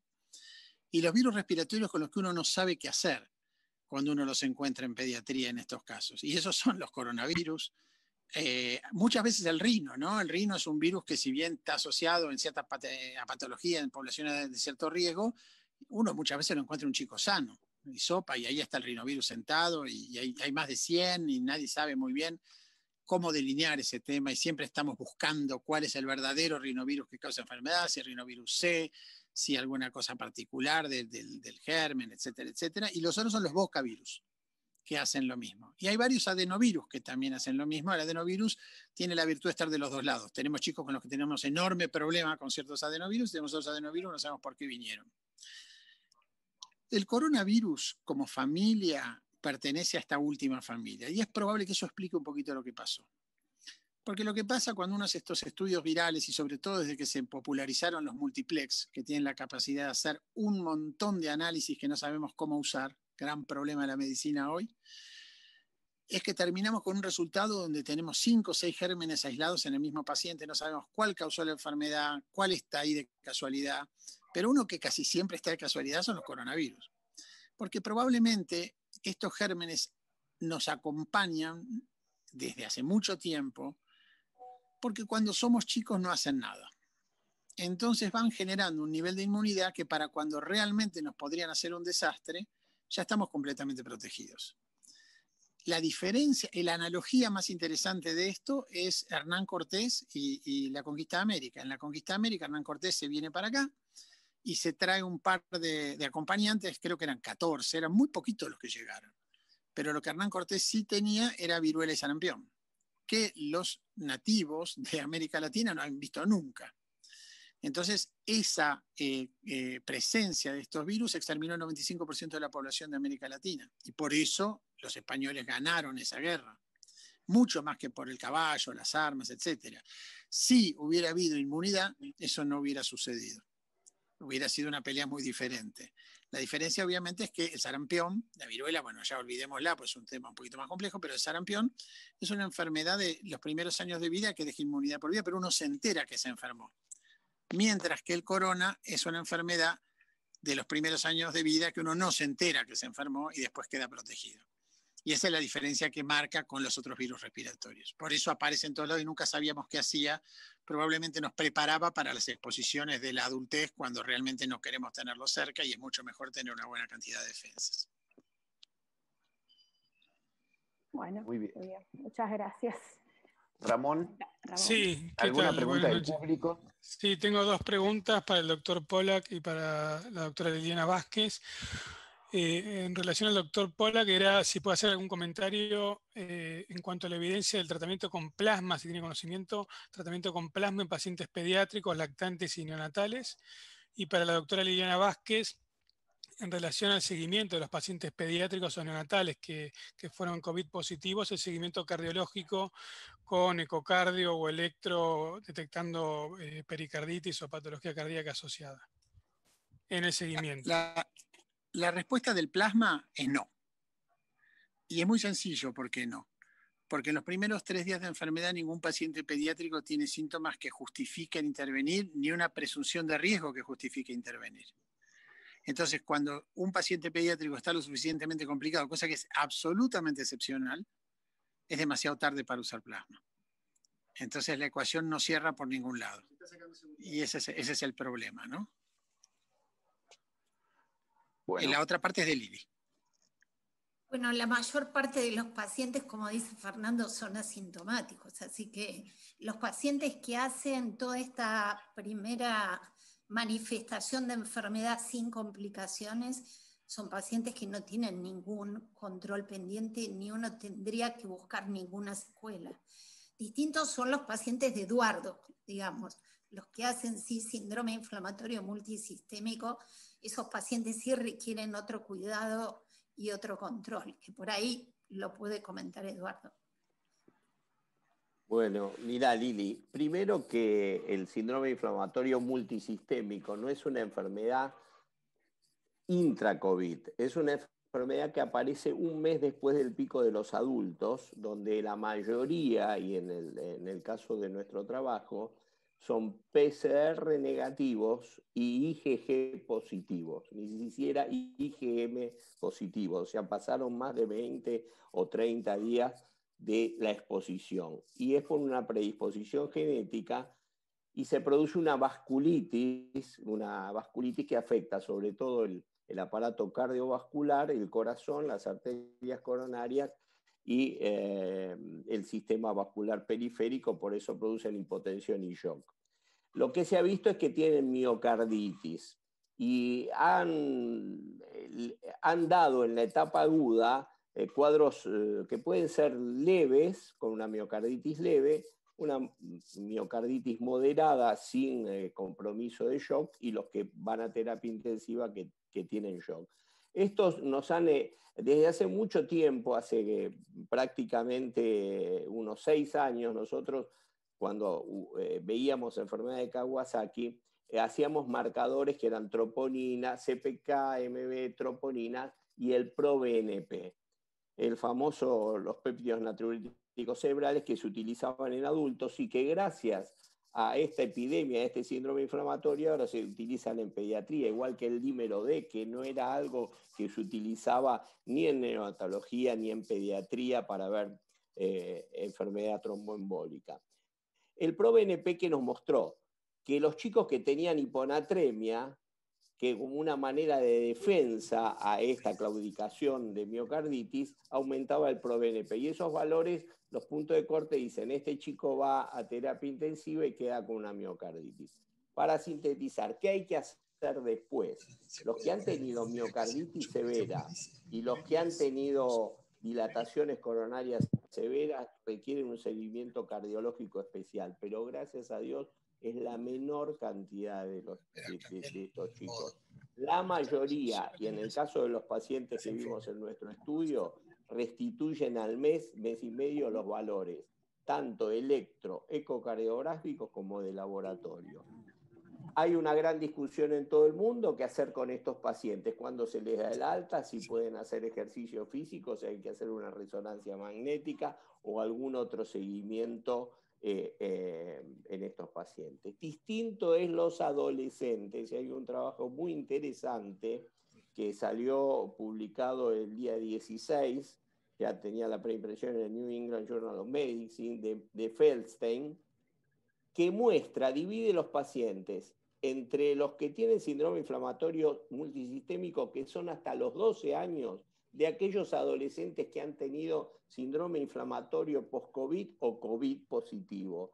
Esos pacientes sí requieren un seguimiento. Esos pacientes tienen afectación directa del COVID en el pulmón y en el corazón. Esos pacientes van a requerir, pero esos pacientes tienen una edad target entre 15 a 17 años. ¿Por qué se explica la pregunta que le habían hecho que los niños tengan menos y sea diferente a lo de la gripe, que afecta más a niños y transmite a adultos, y esto es de adultos a chicos? Aparentemente, desde la inmunología, han aportado que esta es una enfermedad de receptores, los receptores ACE, los receptores de la angiotensina 2. Y cuanto más receptores solubles haya y menos en los tejidos, hay menos enfermedades. Protector tener anticuerpos. Esto pasa en los niños. Tienen pocos receptores, muchos en el sistema digestivo, por lo cual los síntomas inflamatorios son prácticamente digestivos, diarrea, dolor abdominal, a veces se parece al abdomen agudo, y pocos otros datos mayores en el pulmón, al revés de lo que pasa en los adultos de mayores de 60 años, que tienen menos receptores solubles y más receptores de tejidos. Esto podría ser una explicación. Y se dice que los hombres tienen más receptores que las mujeres, por lo cual la enfermedad grave predomina más en hombres que en mujeres. Son todas cosas que hemos aprendido y que están en revisión. Resumen, los chicos va a haber que hacerles pocos estudios y se restituyen prácticamente ad integrum en los síndromes inflamatorios multisistémicos, pero es algo que se va a ver con el tiempo. No puedo, estoy sin cámara porque estoy en Salta y no consigo prender a la cámara, voy a tener que hablar por ahora. Bueno, continuamos con otra pregunta para el doctor Hoffman, que tiene que ver con episodios trombóticos en las embarazadas en el estudio, digamos, que él estuvo, que anticipamos que estaban por comentar. Preguntan respecto de si hubo episodios o más episodios trombóticos que los esperados en las embarazadas infectadas. Esa es una muy buena pregunta porque tenemos, cuando los trabajos que ya están publicados anteriormente al nuestro, muestran que las embarazadas que desarrollan mayor complicación luego de infección con coronavirus tienen factores de riesgo como diabetes, preeclampsia o hipertensión, todos relacionados a enfermedad vascular, en especial de la placenta también. En nuestros datos epidemiológicos y clínicos están todavía siendo analizados. Algo que no vamos a poder responder con precisión es si vamos a poder saber si hay un aumento de el riesgo de preeclampsia o hipertensión en esta población, pero no vamos a tener muestras de, por ejemplo, placenta para mostrar que hay aumento de casos de trombosis o enfermedad vascular. Lo que sí sabemos es que hay un gran aumento de la frecuencia de partos prematuros en esta población, inclusive un 30%, y eso también está reportado en otros estudios, un poco nublado con quizás la indicación iatrogénica de cesárea por la incertidumbre del caso de coronavirus, pero mucho también justificado por la severidad de enfermedad de las madres con mayor internación en la terapia intensiva obstétrica. Pero específicamente con el caso de la trombosis, desafortunadamente no vamos a tener tiempo, ni yo conozco que haya reportes. De nuevo, es un campo muy poco estudiado hasta el momento.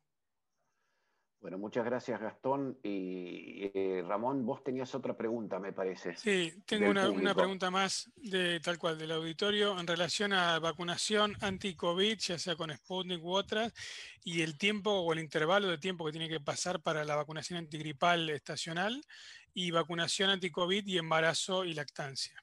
Si pueden hacer algún comentario. Sí, bueno. ¿Quieren? En nuestro protocolo, una decisión arbitraria. ¿Me escuchan? Sí, te escuchamos. Ok. Lo que yo puedo contestar de eso es que es muy poquito, pero básicamente en el protocolo nuestro teníamos una ventana de 14 días entre la vacunación antigripal y la vacunación anti-COVID. Estas son decisiones arbitrarias. Yo tenía un colega que decía que nosotros damos antibióticos por 10 días porque tenemos mano de 5 dedos, y que si tuviéramos mano de 6 dedos los daríamos por 12 días.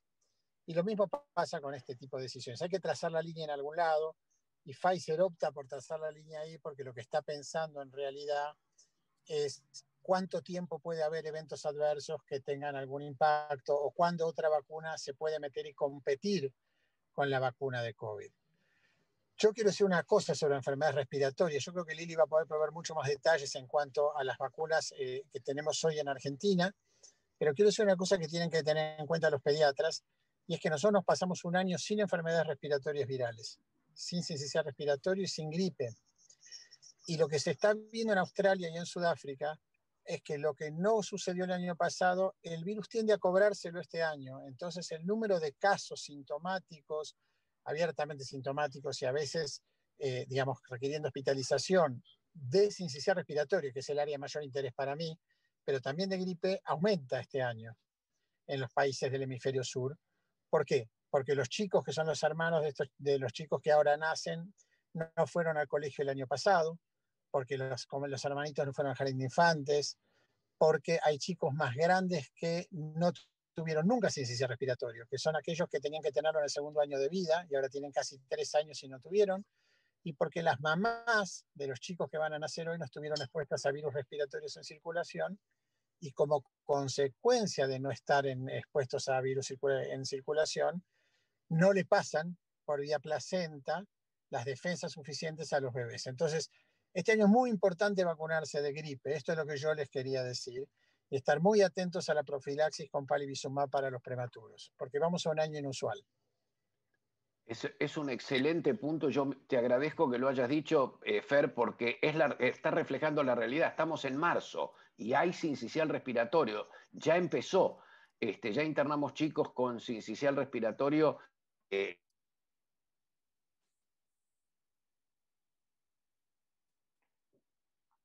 muteaste.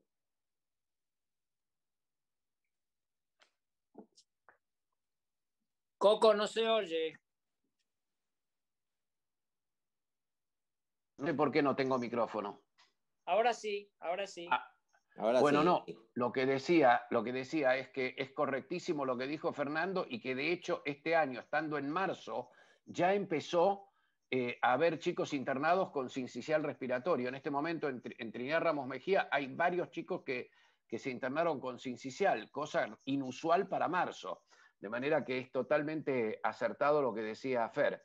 No sé, Ramón o Eli, si tenían alguna otra pregunta o comentario que quisieran hacer.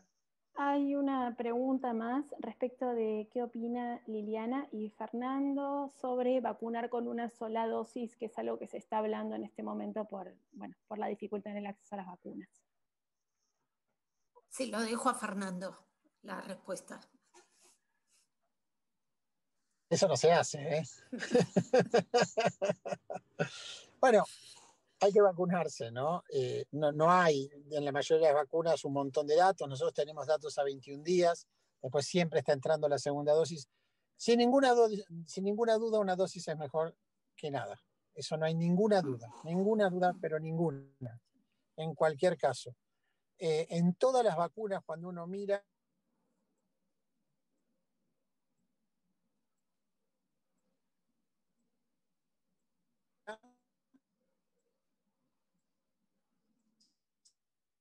Lili, ¿por qué no? Seguramente lo que quiere decir protección. Si ustedes miran 8 días, 9 días de vacunación, ya está generando protección. Es decir, genera protección. No hace falta 2 dosis para estar protegido. Pero siempre completar la dosis, a excepción de las personas que con todas estas vacunas han tenido antes COVID, es importante completar la segunda dosis. En las vacunas de ARN se hace muy patente, ¿no? Cuando uno mira el perfil de linfocitos B y linfocitos T, hay un booster que es importante. Pero si ustedes me dicen, si yo tuviera 2 dosis, me daría una, me daría 2. Pero si tengo una sola, me doy una. Yo quería hacer un comentario relevante al tema de los recién nacidos. Hace poquito salió una comunicación de un recién nacido de una madre vacunada durante el embarazo. Ya sé que no se testeó durante el embarazo, pero está en discusión y muchos dicen que hay que dar la vacuna a las embarazadas. Esta es una población que se separó seguramente porque los proyectos de investigación sentían que era más seguro no incluir embarazadas, pero hay gente que las está vacunando y hay una comunicación de anticuerpos presentes en el hijo de una madre vacunada. Y me parece que es un tema interesante también para ustedes para discutir. Nosotros ya tuvimos recién nacidos con infección adquirida. Hace muy poquito en Trinidad, Palermo, tuvimos un chico gravísimo que ingresó a los que se había contagiado en una reunión familiar, otra de las cosas fantásticas para aplaudir, reunión familiar con un recién nacido que se contagió alrededor de los 10 días, ingresó a los 16 días y ingresó con un cuadro de convulsiones, fiebre, etcétera. Tenía lesiones focales pequeñas en el cerebro, probablemente asociadas a trastornos de la coagulación. Y eso, si la madre hubiera recibido vacunas y hubiera tenido anticuerpos, es probable que esos anticuerpos pudieran haber sido protectores para este tipo de contagio. No sé si alguna vez se va a estudiar específicamente en embarazadas, pero me gustaría saber qué piensan en relación a la protección, no solo de la madre, sino del recién nacido. Doctora, hay un estudio que empezó en febrero de Johnson & Johnson para incluir 400 mujeres embarazadas, que va a terminar, calculan que va a estar publicado en el 2013, pero solamente son mujeres embarazadas en la segunda mitad del embarazo.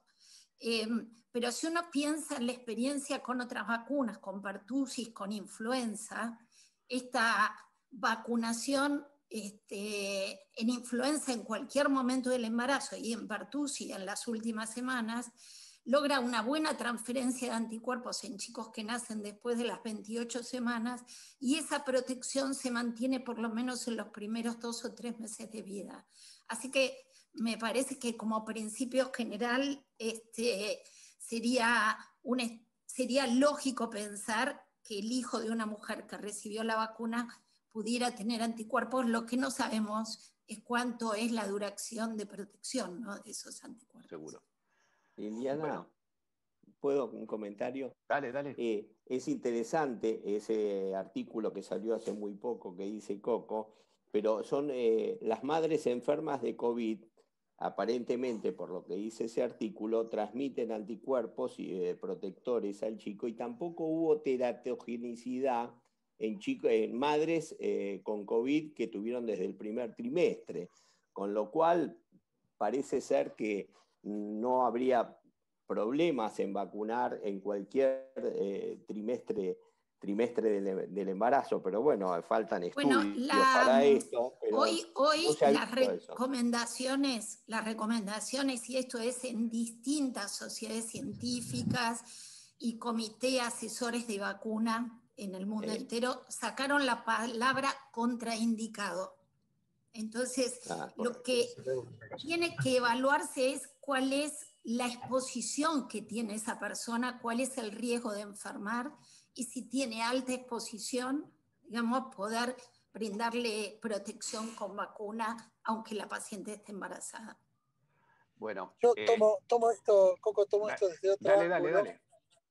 Hay una recomendación en los bancos de sangre en el mundo, que es que las personas vacunadas no deben donar plasma, lo cual parte de la misma, de un pensamiento análogo de que una mujer vacunada no transmitiría anticuerpos a su bebé, lo que es un disparate, porque lo que hacen las vacunas es generar IgG, particularmente IgG1, que es lo que pasa por placenta, y es lo mismo que protege a los adultos que reciben plasma. Y conseguir una población que done plasma es muy difícil. ¿Por qué? Porque hacen falta altos niveles de anticuerpos en los donantes. Y nadie tiene más anticuerpos que los vacunados. Y nadie tiene más anticuerpos que los infectados y después vacunados, que son las personas que son verdaderas fuentes de protección para los demás. Entonces, claramente, estos anticuerpos van a pasar por placenta, claramente van a proteger, como protegen a las personas en los trials, van a proteger a los receptores pasivos. Entonces, más allá de la recomendación individual de embarazadas, que Liliana lo puso muy clarito, no hay nada que agregar, los anticuerpos de las vacunas en estos casos son los mismos anticuerpos que de los pacientes. Nosotros no tenemos los mismos anticuerpos. Vos, Luis y yo tenemos anticuerpos diferentes porque estamos preparados para responder a epitopes diferentes. Es el tema de la vacuna. No hay mucho más misterio. Entonces, todas estas intervenciones generan anticuerpos y estos anticuerpos son protectores. Genial. Fernando, yo tuve vacuna, 3 semanas después COVID y después vos me indicaste plasma. Así que tengo un cóctel de anticuerpos que no sé ni cuáles son. Sí, seguramente el plasma no tenés más nada, Luis, por suerte. Y ahora el misterio es, porque era una situación en la que teníamos que frenar la progresión de enfermedad, ¿cómo hacer para seguir? Habrá que testearte, sos un case report, eso no hay ninguna duda. Publicá, no tengo problema, te doy el consentimiento informado. Una preguntita, Marielina, ¿puedo hacer una pregunta? ¿Qué se sabe no? sobre personas vacunadas con las 2 dosis y posibilidad de que esas personas sean transmisoras de la enfermedad? Nosotros en el Hospital Militar, con Gonzalo Pérez Marc y Romina Lipster y el equipo, estamos haciendo un estudio junto con Pfizer de 10.000 episodios, digamos, de 10.000 muestras, para ver si las personas vacunadas y las personas de placebo tienen diferencias en la capacidad de transmitir el virus. Hay un estudio ya circulando, hay un estudio israelí que muestra que la vacuna de Pfizer tiene un 80% de eficacia en disminuir la transmisión. Este va a ser un estudio como el israelí, es un estudio en campo, estamos hablando de efectividad porque es en el uso rutinario de la vacuna. Es un poco distinto que el estudio nuestro, que es un estudio formal, randomizado, doble ciego, que va a contestar esa pregunta. Pero eso seguro que no va a ser para siempre. Entonces, el cuerpo humano es un submarino que tiene un periscopio y el periscopio es la nariz. Y si al submarino le tapas el periscopio, se pega contra todos los glaciares que se cruzan. Entonces, el cuerpo humano siempre descubre su nariz para poder olfatear qué virus andan dando vueltas. Nosotros lo podemos alterar, superar la biología transitoriamente con una vacuna muy buena como las que aparecieron ahora, pero eso tiene fecha de vencimiento. Así que el virus no está acá para irse, el virus está para quedarse. Lo que pasa es que está para quedarse en las narices de la gente. Y eso no va a ser un problema. El día que estemos todos inmunizados o preinfectados y tengamos inmunidad, nadie se va a enterar si tiene coronavirus. Y la analogía, porque parece imposible pensar en eso hoy, es la gripe del 2009, que todos los años uno de nosotros se la agarra y nadie se preocupa ni la piensa, pero en el 2009 era un problema, ¿no? Entonces eso es más o menos hacia donde va el corona. Bueno, la verdad que ha sido una reunión espectacular. Yo creo que hemos aprendido un montón y nos deben quedar unas cuantas preguntas, pero acá nos están poniendo los tiempos, de manera que me gustaría primero agradecerles a todos la participación y luego dejarlo a Luis que pueda decir algún comentario para cerrar. Estoy seguro que todos podemos comunicarnos, hay formas de comunicarnos entre nosotros y que a través de Fundasamin no tenemos ningún problema de distribuir preguntas nuevas que puedan surgir y que trataremos entre todos de contestarlas lo mejor posible. A Fernando lo vamos a esperar para que vuelva de Salta para no molestarlo antes. Luis. Bueno, muchas gracias. Realmente ha sido una reunión fantástica, como esperábamos, muy libre, desacartonada, como decía Coco, como siempre se da con Fernando, y la verdad que ha sido muy, muy productiva. Me dicen acá en la organización si pueden los que están participando contestar una breve encuesta que nos va a servir después para futuros encuentros. Realmente, Fernando, te queremos agradecer muchísimo el tiempo que nos dedicás estando en Salta, trabajando, pero ahora descansando, el que siempre nos das cuando te llamamos, y realmente a todos, Liliana, Eduardo, Gastón, Marielina, Ramón, Coco, todos, ha sido, realmente yo estoy muy contento con el desarrollo de la reunión, no esperaba otra cosa, pero se ha dado de un modo que realmente creo que todos los que participamos y los que han participado y están participando se van con muchas cosas de lo que sabemos, de lo que aprendimos y de todo lo que ignoramos. Y todavía tenemos tanto por aprender y por investigar. Y creo que eso es lo que surge de estas cosas. No hay respuestas para todo, no hay respuesta definitiva, no hay seguridades. Lo que sí tenemos es un espíritu y una inquietud por plantearnos las preguntas, tratar de encontrar las respuestas y decir no sé cuando no sabemos, como ha ocurrido toda esta noche o esta tarde-noche en esta reunión. Así que muchísimas gracias a todos. Desde Fundasamin estamos muy satisfechos y agradecemos a Mick Johnson el apoyo que nos da para hacer estas reuniones. La próxima con el doctor Eduardo Bancalari va a ser el 6 de abril. No, perdón, el 7, Luis. El 7 de abril. Les va a llegar... les va a llegar... ¿A qué hora, Coco? A las 17, Luis. A las 17. Les va a llegar la invitación por las vías que han llegado de manera, pero yo quería recordarle que estemos preparados a tener otra gran reunión con un gran amigo, un gran profesional como Fernando. Bueno, así que buenas noches. Muchas gracias. Luis, pedile disculpas al público por poner gente tan novata para dar las charlas. Sí, la verdad que sí. Pero bueno, Fernando, realmente otro agradecimiento. Que pases bien. ¿Te quedás en Salta ahora un tiempito o no? No, volvemos mañana a la mañana. Bueno. Bueno, seguí descansando, que has trabajado tanto que necesitas este descanso. Gracias, Fernando, Bueno. gracias a todos. Buenas noches. Gracias. Buenas noches. Gracias por invitarme. Bueno.